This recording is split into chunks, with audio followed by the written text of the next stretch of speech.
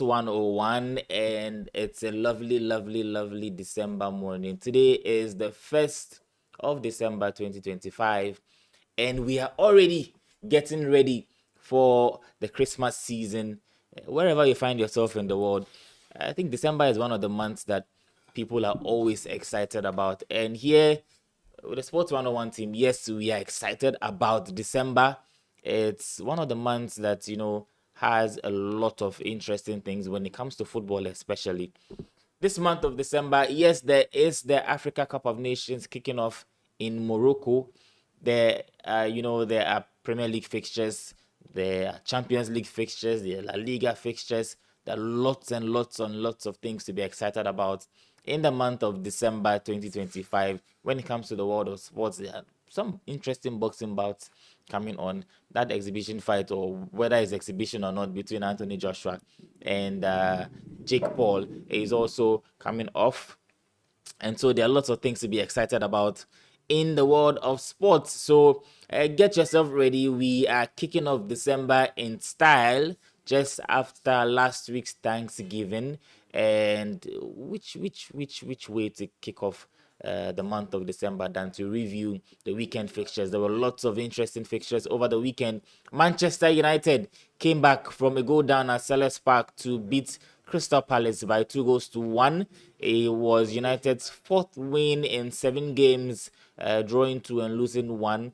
So yes, you can say that the team is on course, gradually picking up the points. You just imagine that thin line between losing a game and winning a game, and what it does to the morale of the team and how the media reacts to everything. Imagine if United had lost. It would have been another start for the call of Amorim's head. And in the big game this weekend in the Premier League, it was Chelsea holding the Gunners, Arsenal, by 1-1. It was a 1-1 draw at Stamford Bridge. 10-man Chelsea, one of the best players in the game, Moses Caicedo, getting that red card in the first half. And Chelsea, as I expected, made it really, really difficult for Arsenal to, get 3 maximum points in that particular fixture. We'll get deep into that conversation and do all the analysis there in that game. Liverpool bounced back from the consistent losses in the Premier League to beat West Ham United by 2-0. A very, very silly red card from Lucas Paqueta in that game, and Liverpool that 2-0 win, late second goal from the Dutch international Cody Gakpo for Liverpool, earning them 3 maximum points in that game. And so the Liverpool fans can breathe a sigh of relief after getting 3 points against West Ham United. Manchester City themselves were winners at home to Leeds United in a not so interesting game, but this is football. The 3 points is all that matters. When you go to the La Liga, Barcelona also picking up 3 points. Real Madrid, again, dropping points in the Spanish La Liga over the weekend. When we, cross over to the Italian Serie A, Inter Milan winning again in the Italian Serie A against Pisa. It was a very interesting game.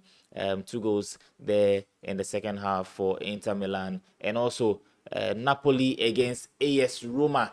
Napoli also staking that claim to defending the Italian Serie A.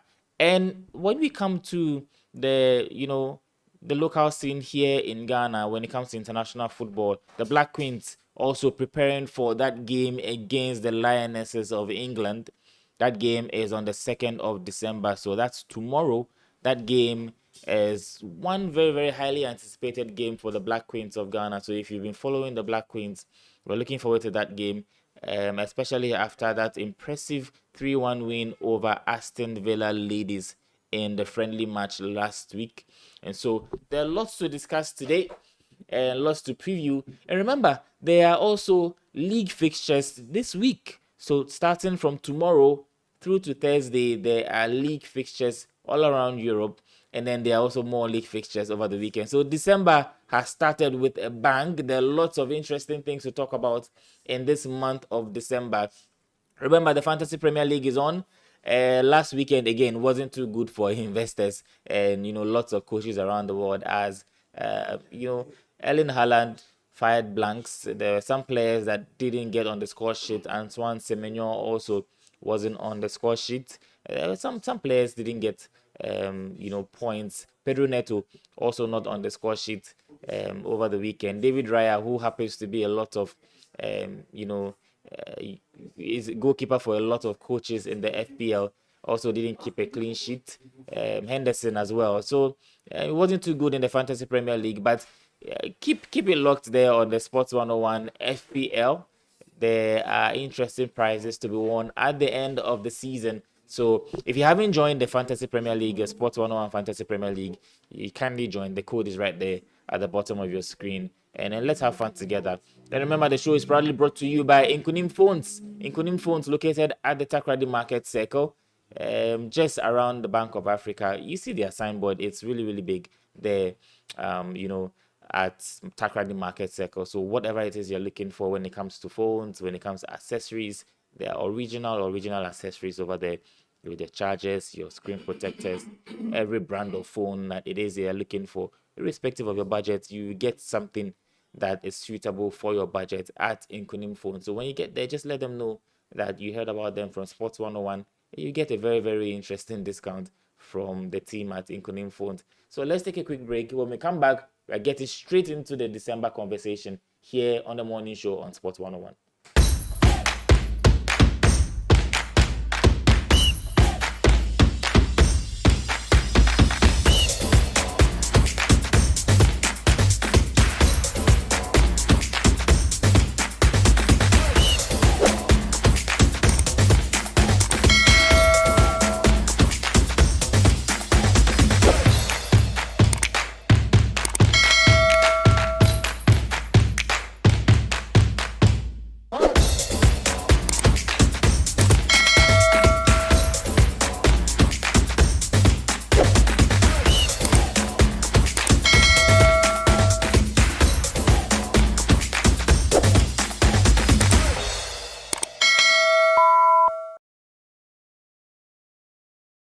Here on Sports 101, Kofi was at Inkunim Phones over the weekend. Kofi, tell us your experience at Inkunim.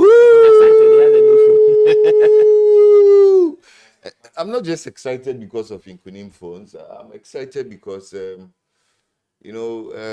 this morning, the area boys were singing Christmas hymns. Yeah, they were doing there are lots of Christmas carols. There are lots of Christmas carols. Let's do one. I don't know which one exactly were they singing. So they were doing a rendition of the Wild Shepherds Watch their flocks by night. Oh, the angel of the Lord came down. Just continue. Ta la la.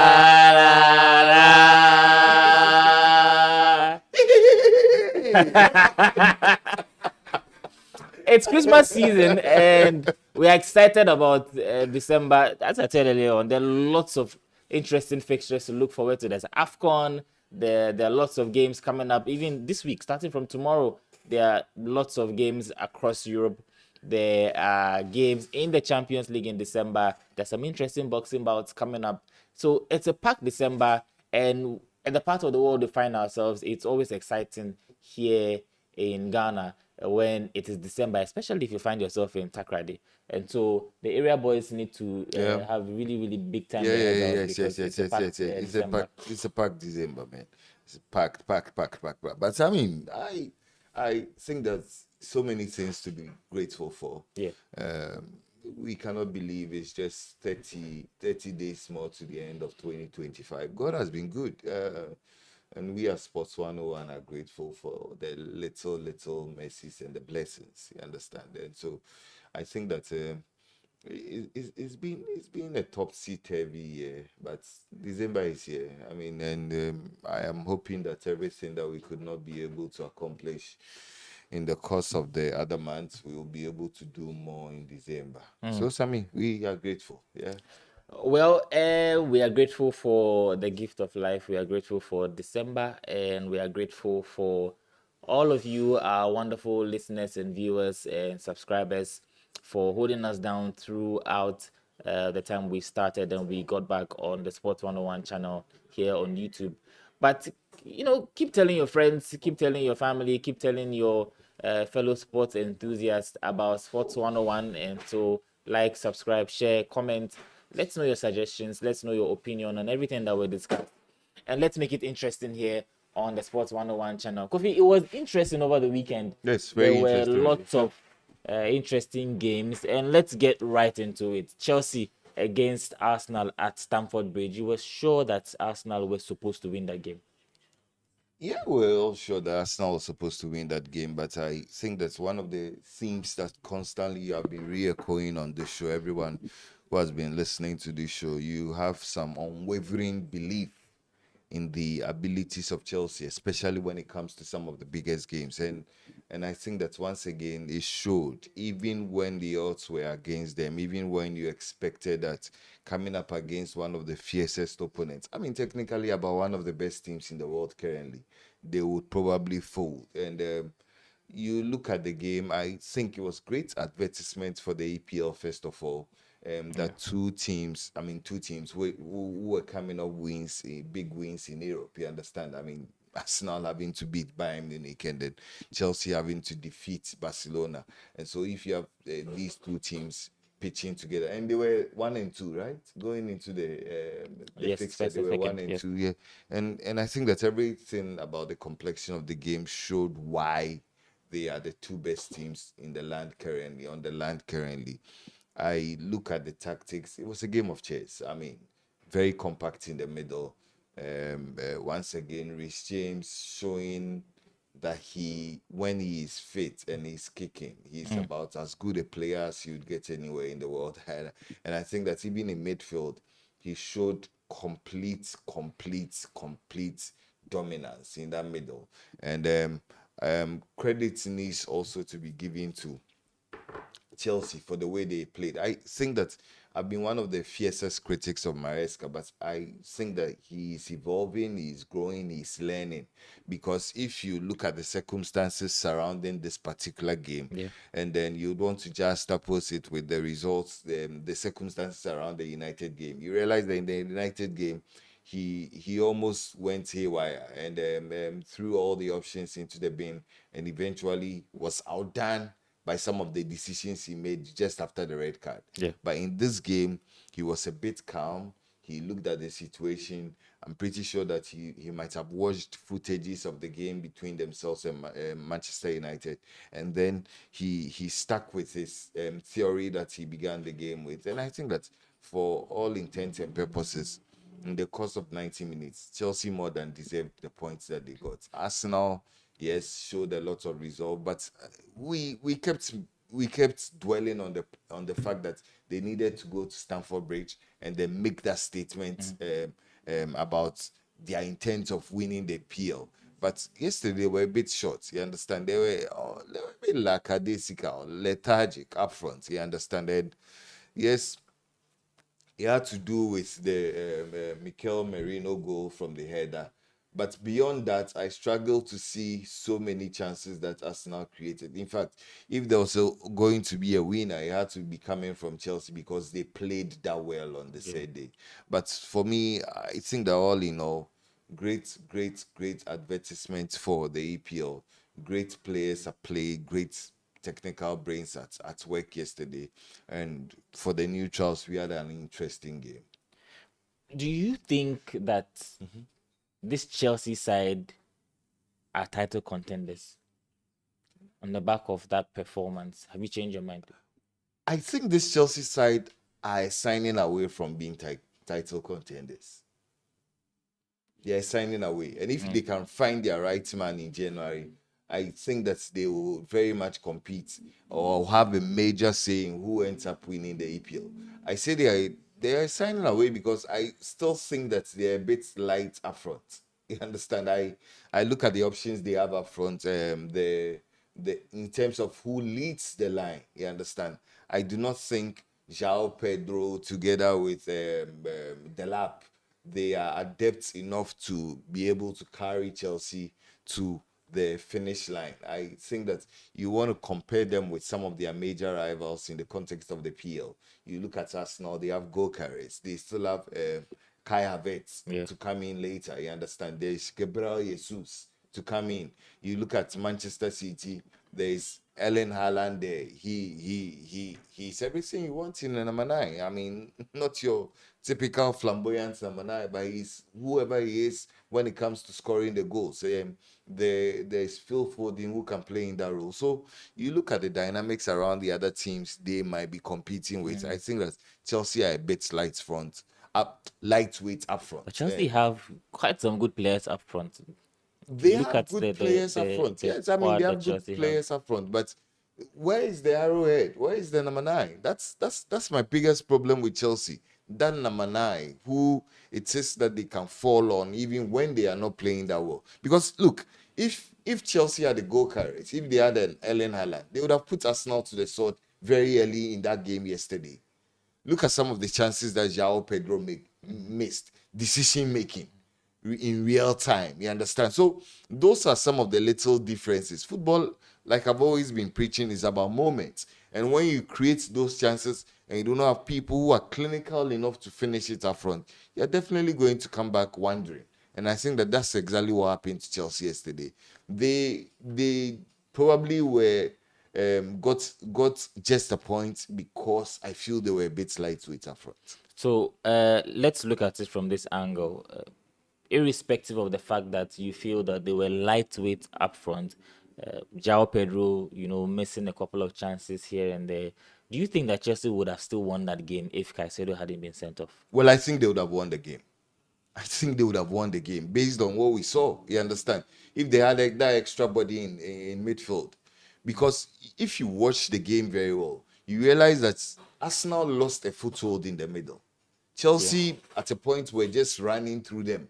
You understand? They lost a foothold. I mean, ordinarily, if you watch Arsenal play, they have a controlled midfield. But when they came up against Chelsea, they lost the battle in the midfield. And I feel that if they had that extra body of Caicedo, who is more like a box-to-box midfielder, you understand, and is able to thread passes up front and do all the things that he normally does in some of these games, you understand. I think that they would have gotten a fair chance of beating Arsenal if they had an extra body on the pitch. I think so because on Thursday when we talked about this game, I mentioned the fact that Chelsea would always make it difficult for Arsenal. And going into games like this, some people, we had a post on TikTok and someone disagreed when I said that Chelsea do not have extraordinary players, but they have that team spirit. They have that mentality. They would always run. They will always, going for those tackles and all of that. And some of the Chelsea fans disagreed, but these are opinions. Because when you look at this Chelsea team and compare to some of the other big teams around, if you say player for player, I don't think that any of the players in that Chelsea backline, save Reece James, would really, or even Cucurella, yes, would get into some of the top teams. Because you look at the centre back pairing, I think Chalobah has improved massively. Yeah, he's grown in leaps and bounds. But these are names that are not household names. When you talk about world-class players, you wouldn't be talking about Trevor Chalobah, irrespective of the fact that he's a top player. He's improved. No disrespect to him. When you talk about even the midfield area, the Reece James, who I think was exceptional yesterday. Amazing. He's an amazing player. He is not your typical midfielder, but he gets the job done.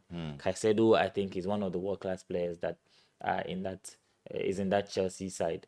But when you look at some of the other areas, you compare with this Arsenal team that I think is a complete team. Yeah. In every aspect. Yeah. Chelsea obviously are pulling, as you said, they are one or two signings away from being that top team and competing for all the titles. Even where they are at the moment, they are still, up there competing against the top teams. And the fearful part is that this is not the full evolution of their team. I think that there's another level that Chelsea can play at. You understand? That's the fearful thing. Because for teams like Arsenal, City, I struggle to see which other level they can get to, especially Arsenal. I struggle to see which other level they can rise to. But the thing with Chelsea is that they are not even playing at full potential. You understand? there's still the element where Kopama comes in and the dynamic changes. He has that blend with Estebayo, maybe, you understand? Yeah. And then you can push João Pedro up front or you can push a Delap up front. Obviously, when Kopama does play, a lot of creative things happen in the final third. So those are the little things that I think that if Chelsea are able to put together, they could be scary because for me, there's another level to this Chelsea team that the world has not seen yet. We also talked about Arsenal when it comes to the occasion, and that is something that I think we should look at, because when Arsenal have come up against the top teams in the Premier League, it's always been a difficult game. We mentioned that game against Liverpool, irrespective of the fact that Liverpool are struggling at that time of the season, early on in the season. It's not really about how good the opponent is or who is on form. When Arsenal come up against Yeah. these top teams, Yeah. United, for example, in that first game of the season, Arsenal tend to have a hard time. That's in the Premier League against these teams, and that's part of the reason why I mentioned last week that Chelsea would make it difficult for Arsenal. And I didn't really see Arsenal getting 3 maximum points in that game, because when Arsenal come up against these teams, they always tend to struggle. Yeah. Yeah. And They win games that you expect them to win, but against teams that are their closest rivals, they tend to struggle. well, and I think that Mikel Arteta knows that. Mikel Arteta knows that. I mean, because if you are going to win the league, you need to make the configuration against the big boys count. You understand? And for me, that is one area that Arsenal needs very much to work on. But beyond that, I think that, yes, like you mentioned, they can beat all of the other teams that we've always said that they can beat, you understand? But it's the configuration or the confederation of big boys when it comes to you getting that result. So the top six, you understand? Yeah. Your results in the mini league table in there. If you're able to exert your dominance and then do what it is that you do against the small boys, then you can be able to walk away with the league title. But I think that that's one area that Mikel Arteta needs to look at and dwell on very well. If Arsenal are going to walk away with the league title this season, it's their ability to rise up to the occasion against the biggest of boys. Because Arsenal played against United, they won by a goal to nil. That wasn't too impressive. Yeah. It wasn't too impressive. They beaten Spurs convincingly, but these are two teams that struggled last season and are trying to improve. Look at where Spurs are. Look at where United are trying to improve. Exactly the point. But Exactly against the their point. real competitors, against City, Arsenal didn't win that game. Against Liverpool, Arsenal didn't win that game. Against Chelsea, Arsenal have dropped points. And these are the teams that, as we said, if you win these are games that you make a statement Exactly the when point. you want to win the league. And so if you're dropping points against the teams that are your closest rivals, and especially against a 10-man Chelsea, are they actually there? Well, for me, I think that if Arsenal do not win the league, and a big if, games like yesterday's are going to come back to haunt them. You understand? Because if you are playing 10-man Chelsea and you are not able to put them to the sword, you're not able to, as it were, finish off games like that, then you're definitely going to be in big trouble. You understand? I mean, so I think that it's an interesting detail you've spotted, and it's one thing that Arsenal needs to be working on, because if you don't work out, look, the times that Liverpool and City have won the league titles, we've seen their dominance against their top rivals. You understand? I mean, the way they've gone about and smothered everybody around. You understand? So those are some of the things that I expect that Arsenal, with the sort of intent that they want to put out there in the eyes of the media this season, those are some of the things that I expect Arsenal to go out there and do with chickies. Well, let's move on to Man United. It was another, United performance. When I say another United performance, I mean another performance where United had to labor to win a game against Crystal Palace, and we saw United go down in that game. We would break it down. First of all, we'll look at the performance in general, and the players that came in. Zexi started the second game in a row. Mason Mount, same. United scoring from set pieces, and United have actually got quite a number of goals from set pieces this I'm season. actually shocked to know that they are level with Arsenal in Yes, terms of goals yes. scored from set pieces. So quite interesting, very interesting. And we look at Amorim's changes this time around. He kept Casemiro on for 90 minutes, and we saw how the game played out. We look at the influence of that thin bench that United have. But first of all, what was your overview of that United performance against Palace? Because Palace are a top team They are a top team. They are a and top they play team. the same formation. They are a top team, and the truth is that I think that United are making gentle strides under Ruben Amorim. You understand? I look at the game that was played yesterday. Yeah. United were playing well until they had a penalty go against them, and even beyond the penalty, I mean, I think the rest of the first half was a bit lackluster. In the second half, um, out of nowhere, they get the equalizer from Zegzi, and then it pays when you have certain individuals of a certain class in your team. Individuals who have been there, have seen it, have the temperament to play for the biggest of occasions. And I use the phrase biggest of occasions advisedly because United, yes, I mean, we know now they are not at Champions League level or whichever level it is that you expect them, but at against tough opponents like Crystal Palace. Crystal Palace won the FA Cup last season, right? Yes. Yes, against top opponents at Selhurst Park. You expect that characters who have been there, have seen it, and have done what it is that have brought them this far. I talk about somebody like Mason Mount, a guy for the biggest of occasions, has not really found his foot at Manchester United, been in and out of the injury room, you understand?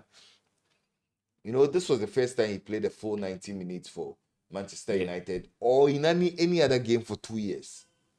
For 2 years. So it tells you how he's been riddled with a lot of injuries. But to come up and do the things that they did, and then to have the luxury of bringing in people like Lautaro Martínez to Yeah. show up the defense and do all the substitutes that they did, I think that it was quite a big leap from Manchester United. Now we see how they are able to deal with the other remaining fixtures, which looks to be quite winnable. If you look at their next 3-4 matches, it Yeah. looks to be quite winnable games. You understand? But I also think that it shows one thing that the defeat to Everton was put behind them because that when I sit here and think about that particular game, it's still a freakish result. You understand? I mean that you are playing at Old Trafford, Everton go down by a man, and then you cannot even master any attempt at equalizing or Equalizing. doing any of the things. I Yeah. think that was an outlier, and it shows you that United have put that game behind. Great 3 points for the boys over there. I think that now Amorim is beginning to settle because obviously when you are getting the results, you do not draw a lot of attention in the eyes of the media. So you settle, you implement your policies. He was asked interesting questions about Patrick Dogu, your friend. You understand? A lot of the things that he said made a lot of sense because he spoke about the fact that when the guy was in Italy, he played very well. When he plays for Denmark, Yeah. he's Danish, right? He's Danish, When yeah. he plays for Denmark, he's calm, he's composed, he does all the right things. And then when he plays for Manchester United, he's an entirely, Yeah. totally. It tells you that there's one thing that we've constantly said on this show, and it's an open secret out there, that you need a certain kind of temperament to be able to play for some clubs. With some clubs, it's not enough to have talent. You understand? So, manager outlays the struggles of Patrick Dogu. It points to the fact that not everybody can play for Manchester United. You need to be of a certain DNA. You know, DNA needs to be of a certain caliber to be able to play for some of those other teams. So, Sammy, I think that these are interesting times, but very good results for Manchester United. The games are coming thick and fast. United have a game on Thursday in the league, and then on Sunday, and it's a packed December. looking at United's past 2 games, Amorim hasn't had the luxury of making all 5 changes in the game. He made about 2 or 3 in the game against Everton. He made 4 yesterday. But you look at the players coming on. Lisandro Martinez, good news, he returned for United. But United are thin on the bench. You look at United's bench, and look, for those that were criticizing United against Everton, honestly, you look at the bench, There's nobody and there, there wasn't anything the manager especially could have attacking done. wise. Yes, so Attacking wise. it was just to see out the game and then keep trying to repeat the same thing over and over. And so you look at this United team, you look at the squad, and you look at the fact that it's a thin squad. And now Mbumo, Ahmad, Mazraoui are going to be leaving next week for the AFCON. I think that United are going to have a very rough December. Well, I think that it underscores the points we've constantly sought to make. That yes, the manager might have his own struggles, but then you would have to look at the complexion of the United squad again. I mean, look. I mean, we grew up in a generation where we're spoiled with choices. There was a time where United had 4 top strikers. 4. They had Dwight York. They had Andy Cole. They had Teddy Sheringham. They had Ole Gunnar Solskjaer.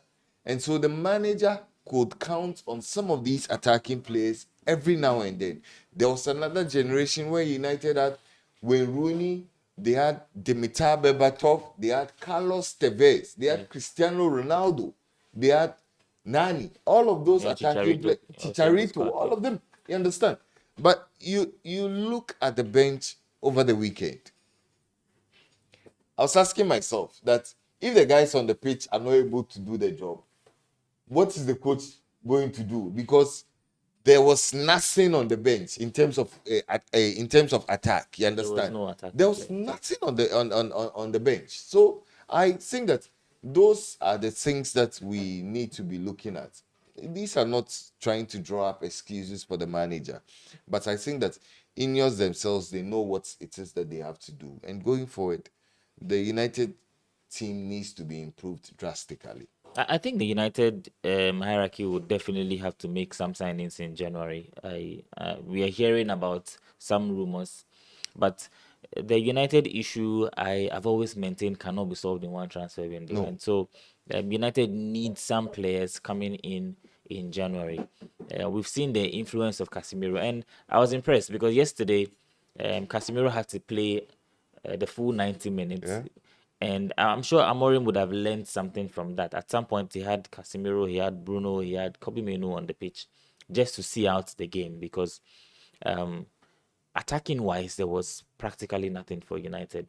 And if you have Cunha and Sesko out, yes, you might say that if they come back or when they come back, it will be added boost for United. But when they come back, you would have Ahmad and Mbomo leaving, and then you and have Mazraoui for AFCON. So the squad is still very light, and so I am hoping that the injuries to these players would actually be healed even before Mbomo and Ahmad leave. Because imagine if these 2 guys are not in the team in terms of their attacking areas, and you still have Shesko and Cunha out. Then you look at the bench and you're wondering who is starting the games for United. Who, and even if you get to have maybe Kobe Menu starting one of the number 10 positions or Bruno Fernandes moved up top, then what do United have on the bench? It brings us to maybe the academy, and these are players that have not really been given opportunities under Ruben Amorim. So for the United fans, let's know what you think in the comment section. Let's know what the impact of the AFCON would be on this Man United squad, because the team has a very, very thin squad. And so if you have Cunha out, if you have Shesko out, and you have Ahmad Mbomo together with Mazraoui leaving for the AFCON, United are very, very light on the bench. And let's know what you think and how United would be able to escape the fixture pile over this festive season starting on Thursday in that Premier League game. So Man United fans, over to you. But quickly, that penalty, I understand the rules have changed. Should it have been retaken, or it should have just been cancelled? Well, I think it had to be retaken. We saw some in the Champions League. Was it Julian Alvarez in the Champions League last Yeah, season against yeah, Real Madrid? yeah. Was he retaken? It wasn't. It wasn't. So This is the APL. They rules try have to. changed. They're always manipulating the rule because if there was a double touch, it's not the fault of anybody. It's the fault of the kicker. So why should the penalty be retaken? Exactly. I mean, because if there's a double touch, then you have played it twice.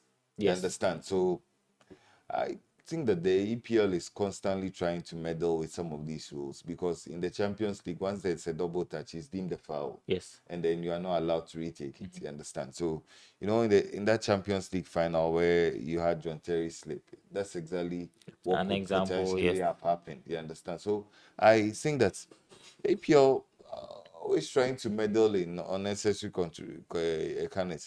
controversies, but this is them. This is what it is that brings them a lot of joy and happiness. So we move on. Liverpool were 2-0 winners away at the London Stadium. It was a statement from Slot. He dropped Mohamed Salah for the game. Salah didn't even get off the bench. He didn't kick a ball yesterday, and it was a 2-0 win for Liverpool. I think Florian Wirtz was quite impressive in that game yesterday. You're smiling, but I think he was impressive in that game for Liverpool. West Ham United, I wasn't too impressed with them in that game. But Liverpool, they had it in them. They knew they were supposed to get 3 maximum points. It wasn't an impressive performance from Liverpool, but it was a game where they just needed to get the result, and they did. Back to basics, basically. Back to basics. And we've been preaching this story a long time that Slots needed to get back to basics. What are the basics? I mean, keep the back tight. Don't make yourself too easy to play through. And then at least make sure that the structures are very much He brought Joe working. Gomez in at right back. Exactly, which the is something point. we've talked about. Exactly the point. And then if you bring Joe Gomez at right back, then it means that you have a defender who has a centre back's mentality, a fullback who has a centre back's mentality. So the first option is not really about going forward. You understand? It's about keeping the back tight. And we mentioned that in the era of Jurgen Klopp, Joe Gomez could play either in the center of defense or could play a right fullback position. And exactly that's what happened yesterday. I think that it's been long overdue. It's been actually long overdue. And Slots should have made some of these decisions a long time ago. Long overdue. But great to see Isak back on the score sheet. I think that West Ham themselves shot themselves in the foot. You understand? I mean, if you look at some of the things that they happened in the game, I mean, people are talking about the fact that Paqueta needs to be looked at again. He released a statement talking plenty yesterday. This is a man who has a history. You understand? So he needs to be looked at again. And for me, I think that if you put everything together, these are some of the results that you expect Liverpool to be getting when the tough times come. But it was a good win for them. Gotten done with, move to the next game. Man City 3-2 winners against Leeds. Late win from Phil Foden. We look at that, and then let's look at that game between Tottenham and Fulham. Tottenham started the season very well, but it doesn't look like things are really going well for Spurs at the moment. Tottenham are in crisis. Are they? They are in crisis. They are in all sorts of troubles. They are 12th on the league log. All sorts of troubles. I mean, I look at this Tottenham team and I think that they really need to do a lot of work to turn around things. Not playing so well in Europe. Look, they got beaten by the odd number against PSG. I mean, 5 goals, shipped in 5 goals in midweek in the Champions League. And then you're playing at home again, you are losing to Fulham. Look, some of the goals they conceded, the goalkeeper, usually Vicario, usually very reliable, but you saw the goal that he conceded to Harry Wilson. Yes. I mean, that was totally avoidable. You understand? I mean, and I think that it got even the manager talking about the supporters who were booing some of the players, yes. especially after that kind of result and that kind of goal which had been conceded. So Tottenham, could it be that the injuries they suffered, they missing Kulusevski and Madison and this guy? Yeah, we agree to all of that. But I mean, look, the least you can do is to put in a shift, and it doesn't look like Tottenham and the players are putting in that kind of shift at this material time. That's my biggest worry.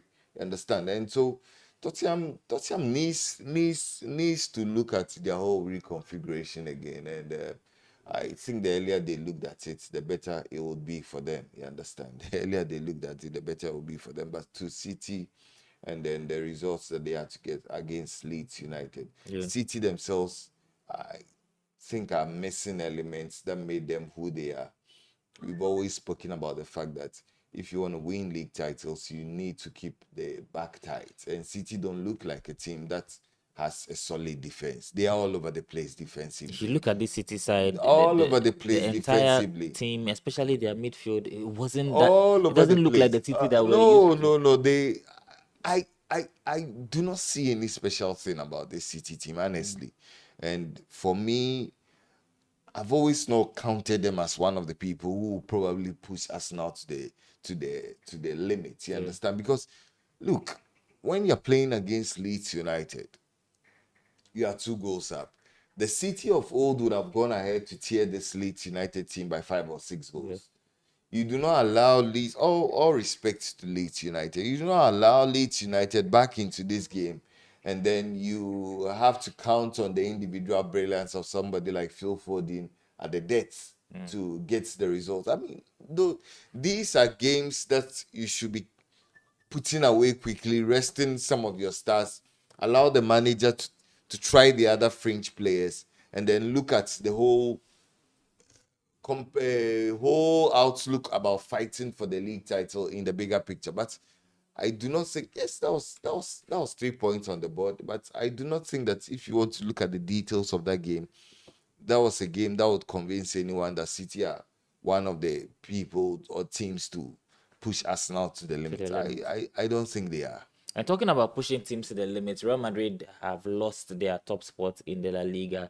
If you're a Madrid fan, sorry, is it panic time? Because Madrid, we're hearing lots of things going on in that dressing room, and he had to take a Kylian Mbappe penalty to secure a 1-1 draw. It was against Girona over the weekend. Barcelona also were 3-1 winners over the weekend. They played against what, Deportivo Alaves? Yeah. Alaves, yes. Alaves, yeah. And then they are now top of the La Liga. For everything that we talk about Barca and their injuries and whatever it is going on at Barcelona, they have usurped Real Madrid for that top spot in the Spanish La Liga. It's always difficult when Barca go on top. It's usually difficult for them But it's to too drop. early. They're too early in the season. I think that It's never early. We are approaching midway. no, through it's the too early season. in the season. Too early. I think that there will be more hiccups. There will be more pitfalls on the road, and everything is taking shape. But one thing is clear: Real Madrid are not in the same level are not operating at the same level of comfort they did at the beginning of the season. They are struggling through games. They are struggling to get results on the board, as in terms of the wins. You understand? I mean, look, I watched the game against Girona yesterday. Girona virtually sat back for most of the game. The few times they were able to hold the possession for 30 to 60 seconds, they really troubled Real Madrid. You understand? I mean, and if you look at the goal, it was one of those rare occasions that Girona held the ball for that long and were able to just move through Real Madrid. There's something that is also a bit missing with Real Madrid. I think that they are missing something. I don't know, but maybe we have been too. We have been too.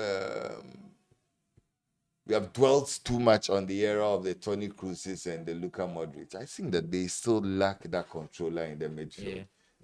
They lack that orchestrator, that guy who conducts the midfield. You understand? And for me, I think that there are a lot of things that Xabi Alonso needs to be doing to this Real Madrid team.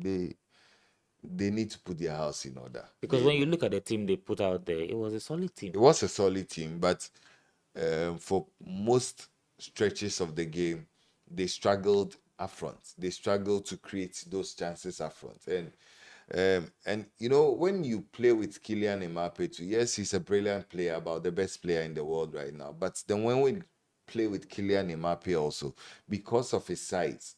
Yeah. You lack that arrowhead up front. You understand? So those are the dynamics that Real Madrid needs to be looking at, because at certain points they were putting balls in the box, Yeah. but there's nobody big enough Yeah. there to attack those balls that you are dropping into the box. So I think that Xabi Alonso needs to look at his whole tactical But output once when again. it brings us back to that conversation of excuse me, Vinicius Junior, does he need to move on from Real Madrid, to get back in the form that we saw him close to winning the Ballon d'Or? That playing with Kylian Mbappe, does it hinder him? Obviously, it doesn't really hinder Kylian Mbappe, but are we done seeing the best of Vinicius in this Real Madrid shirt? Well, I think he was one of the two best players on the pitch yesterday. He actually was not too far behind. In fact, I dare say he was the best Real Madrid player out there yesterday. Played very well. Played very, very well. And I think that seemingly it looks like he's patched up with Xabi Alonso. I've seen some footages about. That's for the media. Yes, yeah. It could be for the media. Yeah. You never know. In the game against Olympiacos, I Yeah. mean, at the end they put on some show there. But I think that he needs to put his head down, work hard. Obviously, the talent is there. If he puts his head down, work hard, he can go back to replicating some of the form that we know Vinicius Junior to produce. I do not think he's far away from replicating that form if he puts in the hard work. Well, when we look at the next fixtures for this Real Madrid side, Very now interesting. they are 1 point behind Barcelona in the La Liga. But let's look at the fixtures that Real Madrid have next. Barcelona Now, get to play against Atletico Madrid yes, in midweek, yes, and the Real Madrid play against Bilbao. Bilbao. They're going away. Yes, to Barcelona Bilbao. also go away to Atletico Madrid. So the dynamic. Atletico are also in the top 4 now. Exactly. I mean, and Atletico themselves not playing badly at all. Solot. I mean, Yeah. getting some very important goal for Atletico Madrid over the weekend. I think Atletico Madrid themselves are not playing very, very badly at the moment, and it should be a mouth-watering fixture. I mean, that game with Barcelona. Yeah. Because last season, those were some of the games that turned the tide in favor of Barcelona, especially when Atletico had I remember one of the games, Atletico went 2 up and eventually lost the game. They did. So That was last season. Yeah. last season, yes. So those games I would want to look out for. Obviously, when you play against Athletic Bilbao, it's not going to be an easy fixture. But if Real Madrid and Real Madrid, they should be able to get 3 points against Atletico. Away from Athletic Bilbao, yeah. But those are two very difficult fixtures that those two teams get to face across the midweek. Well, as we said, the games are coming thick and fast, and so for Real Madrid, you're going away to Bilbao. That game is midweek. It's on Wednesday, and then over the weekend, Real Madrid play home to Celta Vigo, and then just a couple of days later in the Champions League, they host Manchester City. So December is actually very, very packed, as Madrid next week will be expecting the citizens to the Etihad. And that's why we keep talking about consistency, because you don't want to be dropping points at this time of the season. There are about 3 to 4 months before the next international break. So this is where you need to build that momentum and then pick as much points as possible, not to start falling off, because playing every 3 days, now Madrid are second in the La Liga. If they drop another 2 points from a draw and Barcelona win, then it starts getting extended. And this is where you need to keep close tabs on your nearest rival. I agree with you. And I think that you look at the bodies in that Real Madrid room. I mean, most of them are young, but they are very experienced heads. You understand? Yeah. So for now to the end of the season, it will be a battle of the minds, and that's where I expect that whoever comes up top should be able to have an upper hand in that particular battle. So those are some of the things that we will be looking out for. I mean, it's a battle of the mind. Well, let's move to the Italian Serie A. My first question: what is happening to Fiorentina? They are all over the place.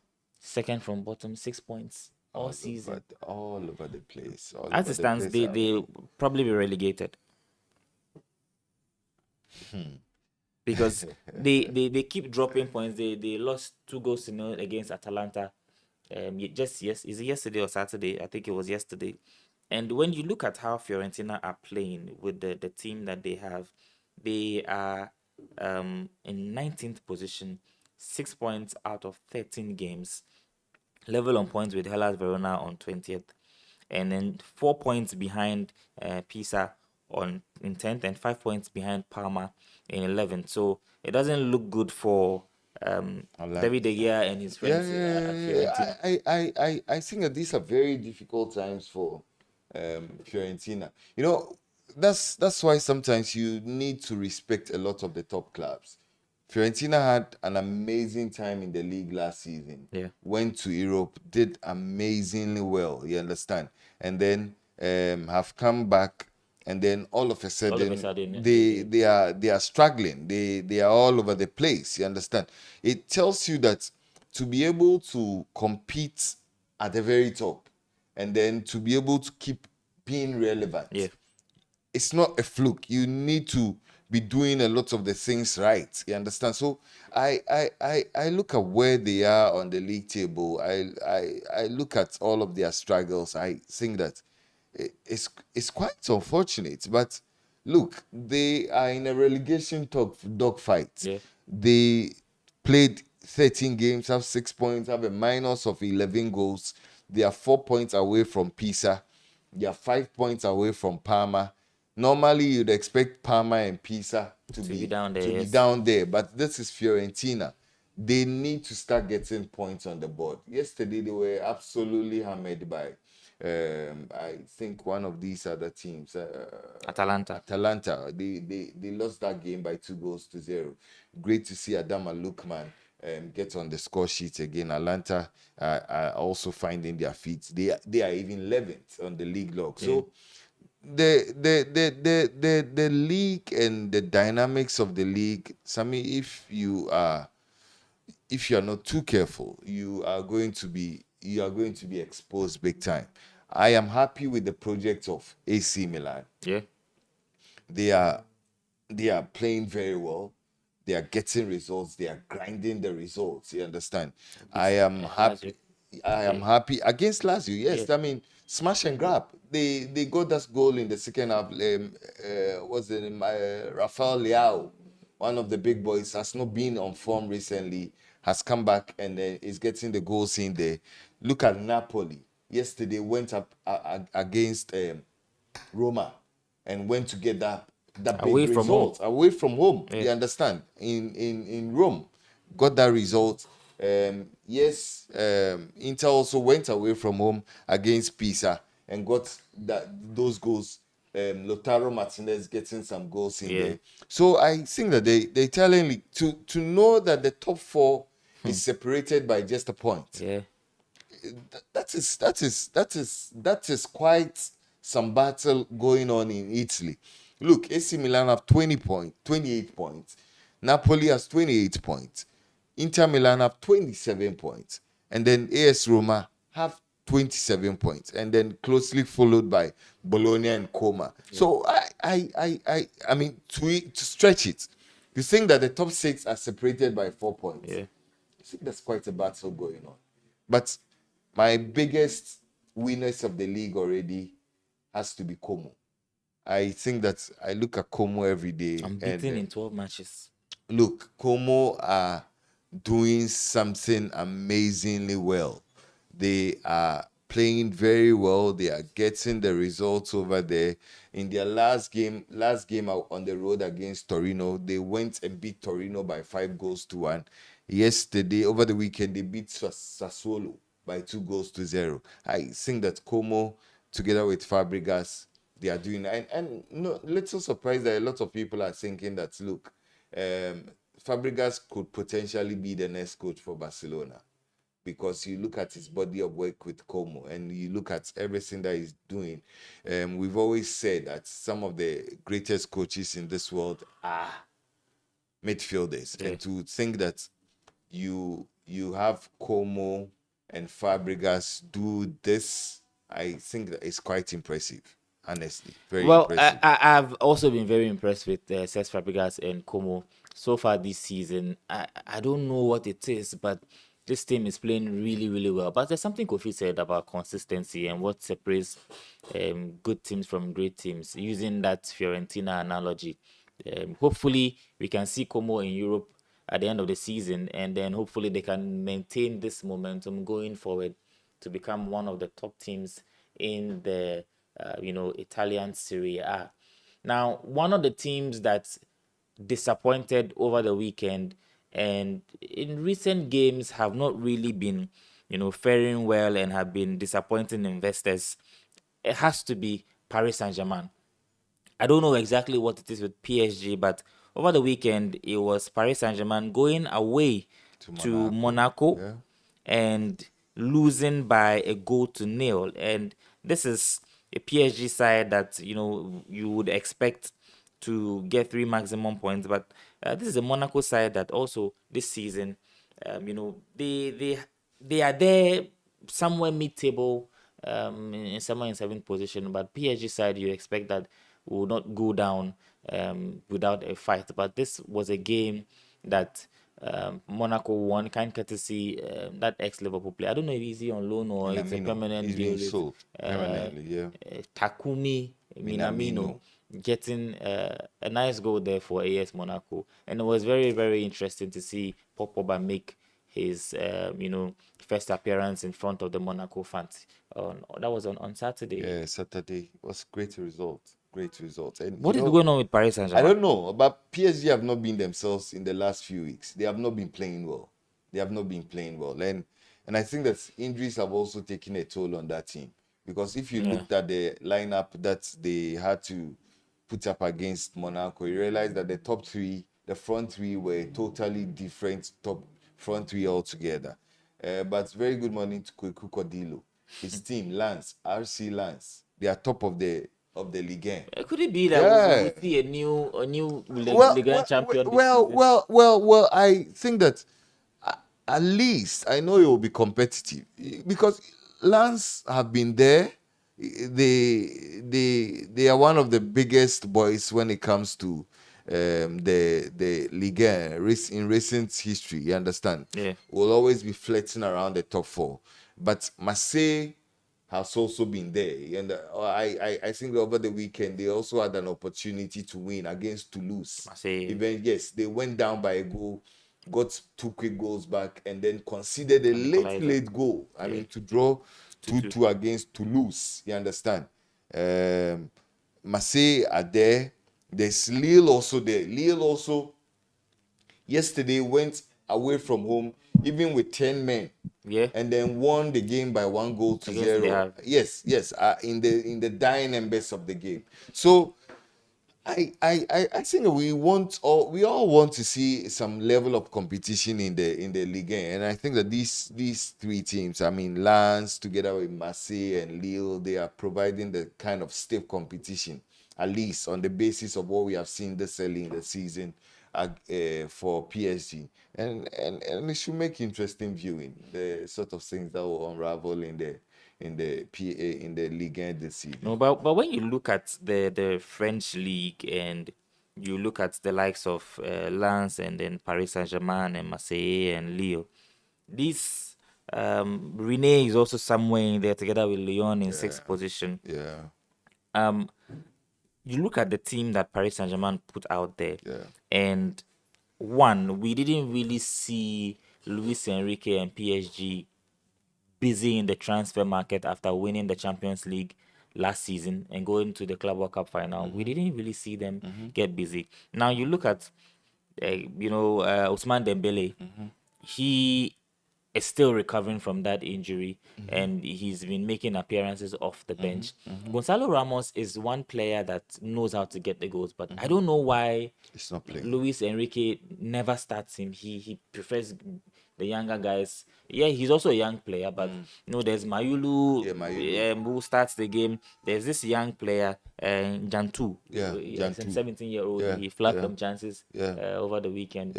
he plays these guys, and then Lee Kang In-woo, I think, is an experienced player, and then there's Kvaratskhelia. But even with this squad, Paris Saint-Germain are still a top team. Hakimi is out, yes, but they still have quite some very good players No, they that have should be some getting good the players, results. but you need a lot of chemistry in football. So it's not enough to have good players. You need good players who understand the concept of playing together. And I think that yes, I mean probably collectively we would say that PSG have a good collection of players. But the point is simple, that if these are players who have not been playing together, they are trying to find their bond together. They are Yeah. trying to find that level of chemistry together. Obviously, they are going to struggle through games. And coming up against opponents who are a bit top tier. Monaco, you understand, they are a bit top tier. They started this whole project with PSG. You know, Monaco also had a Russian billionaire funding them at a point in That's the time. point. Yeah, and at a point he had to divorce his wife, and Omuche Sika no mu mmienu, and all and the project fell apart. You understand? So they're a team with some level of reputation. And so when you have young guys coming up against opponents who also know their onions, who understand what it is that they want to do with their project, obviously it's going to be a bit difficult. But PSG, they need to get some of their players back, because the world needs them to be at their best again. Once they are at their best, we know what it is that the ceiling is for them. But at this material time, they are not playing so well. I'm happy that the other teams have taken advantage of them. Marseille together with Rennes, and then those other teams challenging PSG in Yeah. the champion. I am happy that they've taken advantage of the mini crisis that PSG are going through, and then they are getting to have the points on the board. Well, quickly, let's talk about Lamine Yamal, and he's been speaking about his decision to represent Spain, and he said something interesting, that he thinks European football gets more visibility, and he believes it's closer to the international level, and so playing for Barcelona brings him closer to winning the Euros, and then thank God he's done that. I'm paraphrasing what he said. And he says it also brings him closer to winning the World Cup, and he would have a chance to win it. He says he would always carry love for Morocco. It is his country too, and it wouldn't have been strange if or wrong if he had played for them. But in the end, Spain plays European Championship, and he grew up in Spain and also feels that it is his country. So he acknowledges he's Moroccan, but he says that European football gives him more visibility and an opportunity, or a better opportunity of winning the top competitions like the World Cup, like the Euros and the World Cup. And he's already won the Euros, and he's looking at the World Cup. Well, I think that's it. That's it. I mean, we've always said on this show that the citadel of elite football is in Europe. You know, when the whole argument about the number of slots that the Yeah. Europeans have for the World Cup came up, and Lucky was trying to make an argument for the other jurisdiction, I told you that, listen, Nipa Papa Funini Obobo Europe. You understand? And so Now, one hour about Africa, wanna when you say your papa phone in a one no, Nipa Papa Funini Europe. but you have African players playing in Europe that play for the African national team. I agree. But the point is that to be able to rub shoulders with the best in the world, it's easier to play in an European team than to play for an African team. Imagine if Hakimi was Spanish. Just imagine if Hakimi was Spanish. He would probably have had the World Cup and the European Championship as part of his collection now. You understand? But look, he needs to go the extra mile doing it for Morocco. So it's easy for guys like Yamal to be doing it with Spain. Imagine Yamal was Ghanaian. Wouldn't it have been easy if Hakimi now doing it with Morocco and Lamine Yamal also in that team? Don't you think that Morocco would also have the same opportunity to win the World Cup? Even without Lamine Yamal, they look at where they were last time. Obebre. If these African guys actually were playing for their forgive me national teams, if I sound a bit racist or if I sound a bit over the edge, but the level of arrogance and cockiness that playing for the European teams gives you, you cannot have the same leverage when you turn up in an African JC. No, I mean, if Yamal was playing for Morocco, you understand, or he was playing for together with Hakimi for Morocco, he wouldn't have gotten the same sort of leverage. You understand, and the cockiness. You understand? I mean, why is that? Is this the something that has to environment, do with the environment. the African football itself not being that marketable?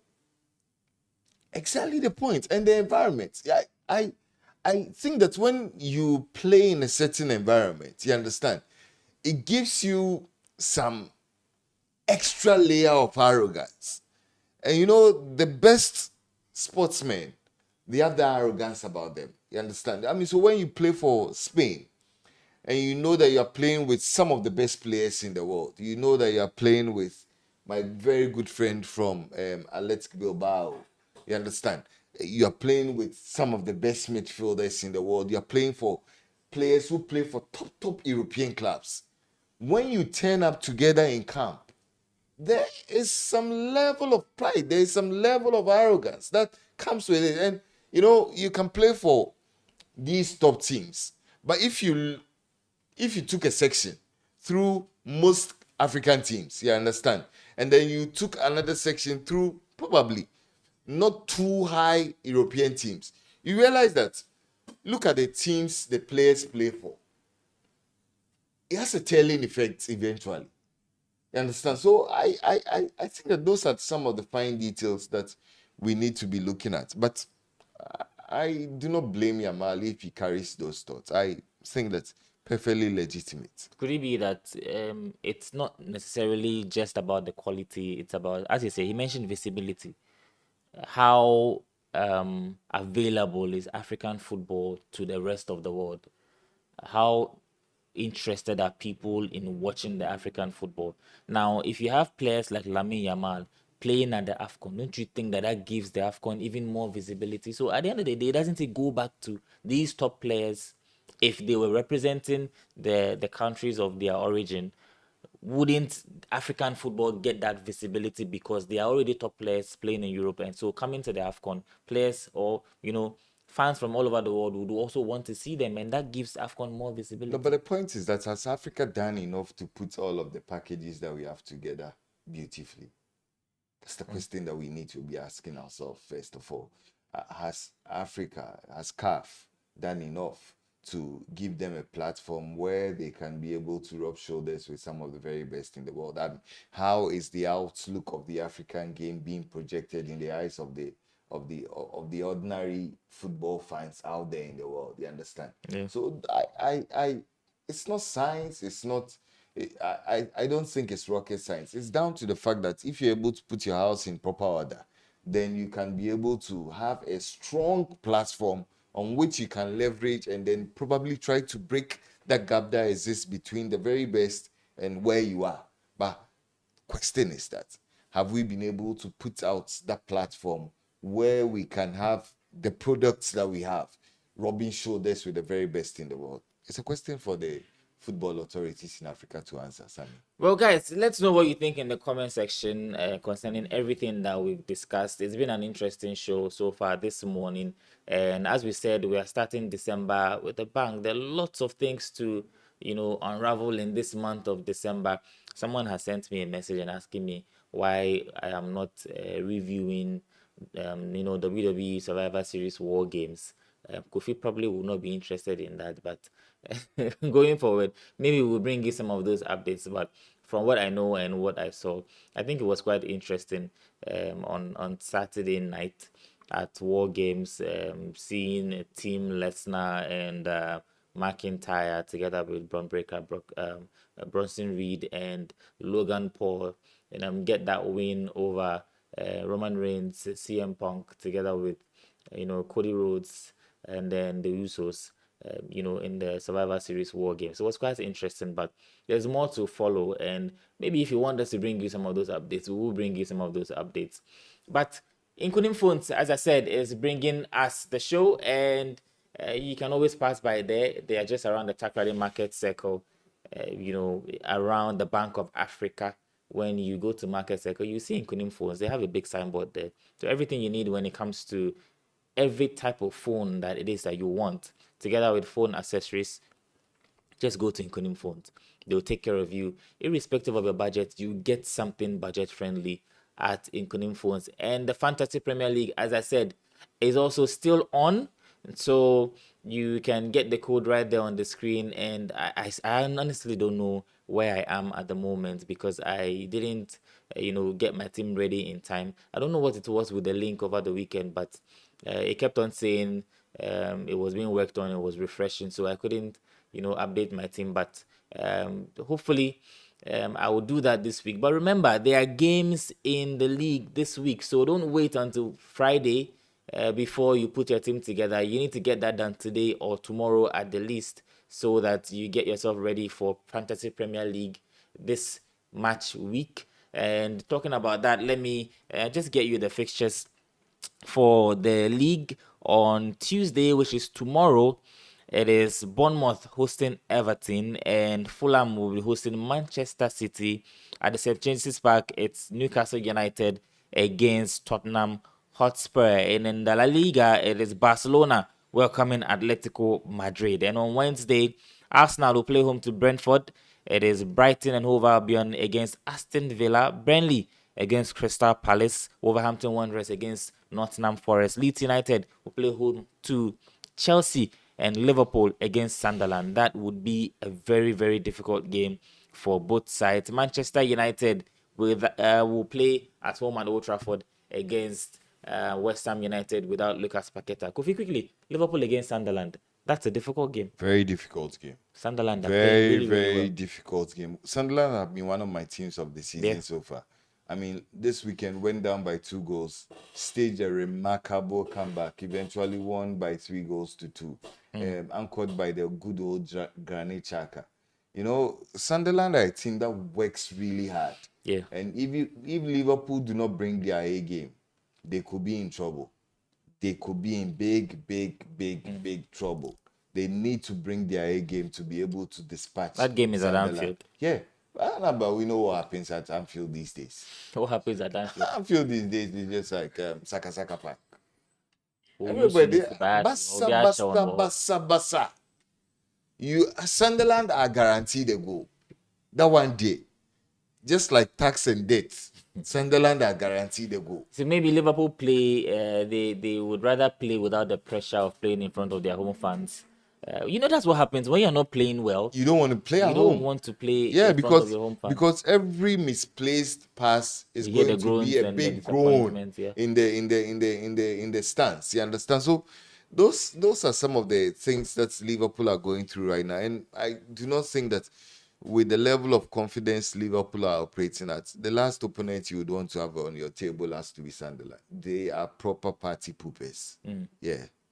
Well, it's been an interesting show this morning on the morning show here on Sports 101. And as I said, there are lots of interesting fixtures to come during the week, tomorrow, Wednesday, and Thursday before the weekend fixture. So get your Fantasy Premier League teams ready and don't be late because Tuesday there are matches. And let me say hello to my friend, Akosia P. She has been following, and let me say a very good morning to Akosia P. Are you in Accra or in Tema? One of them. I honestly don't know where you are at the moment, but this one is going to you, and she is a very, very special friend, and hoping that she will be here in Takrady very soon. And so I hope you have a very, very lovely December ahead, Akosia P. She doesn't want me to call her by her real name, but Akosia P is also her name. So, Kofi, do you have any last words here? Last words to Bafo You want to Amakwedu. say Bafo to Good you want to say morning good to him. morning Good to morning to Bafo he's Amakwedu. representing everybody from New Yeah, Takrady. and the people at New Takrady. Yes. Shout outs to the people at New Takrady. New Takrady massive. We'll be back again on set. You don't want to say good morning to Lucky. Good morning to Lucky, wherever he Where is. is Lucky? I don't know where he is, honestly. I don't know where he is. Last time I heard of him, he was admitted in the hospital. He was admitted in the hospital. Yeah, he said he had some tummy issues. You understand? So he had a tummy upset. So, but I don't know his weather. But Lucky is fine. He's a man of God. So God is watching over doing him. deliverance. God is watching over him. You know, Lucky, I won't tolerate always having to answer questions on your behalf because I get a lot of messages asking where is Lucky, where is Lucky. Lucky is will nowhere be to be fine. found, Yeah, and he would fine. never tell you where he is or what is going on with him. So also for Lucky, wherever you are, good morning to you, Kofi. Good morning to Lucky. We'll be back here on Thursday, but keep it locked here on Sports 101. Keep the notifications active because there are lots of other interesting shows here on the Sports 101 channel. So whenever we go live, you get notified. Kenny would be here sometime within the week to bring you Kenny Unscripted. And we'll be back here with the morning show on Thursday here on the Sports 101 channel. So keep following us on all social media platforms. Have a lovely day.